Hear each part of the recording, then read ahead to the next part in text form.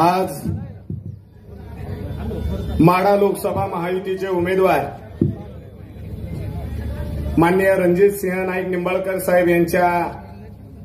प्रचारार्थ आपल्या महूद गावामध्ये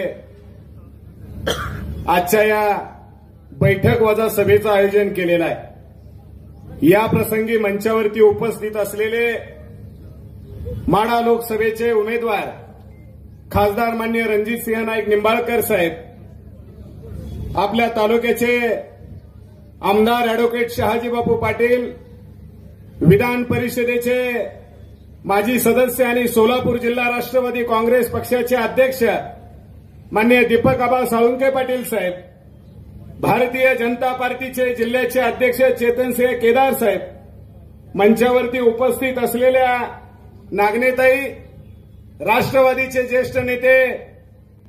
तानाजी काका, ज्या प्रश्नावरती निवडणुका झाल्या,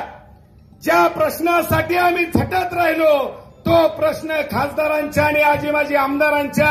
मार्गदर्शनाखाली सुटल्यानंतर उद्याच्या 7 मेला आपण याच उमेदवाराला निवडून दिलं पाहिजे, ही खुणगाट आपण मनामध्ये बांधली पाहिजे। गेली कित्येक दिवस झालं पाहतोय, टीव्ही चॅनल वगैरे वगैरे पाहतोय। खासदार साहेब, मी राष्ट्रवादीचा जिल्ह्याचा प्रवक्ता आहे आणि आबांनी मला उभा राहायच्या अगोदर सांगितलंय की टीका कोणावर करू नको। खरंच टीका कोणावरती करण्यापेक्षा आपली भूमिका जनतेच्या समोर घेऊन जाऊन, आपला अजेंडा जनतेच्या समोर घेऊन जाऊन आपण जनतेसाठी केलेली कामं आणि भविष्यात जनतेसाठी करणारी कामं म्हणून माढा लोकसभेला खासदार रणजित सिंह नाईक निंबाळकर हा अत्यंत महत्वाचा आणि पोट तिडकीनं काम करणारा उमेदवार आहे। आपण त्यांच्या पाठीशी राहिलं पाहिजे। जास्त बोलणार नाही, पण मी आपल्याला एवढीच विनंती करेन की एखाद्या सामान्य घरातलं, ज्यावेळेस शेतकरी कुटुंबातला, दलित समाजातला मोदी साहेबांनी मागेल त्याला घर ही योजना द्यायच्या अगोदर साहेब,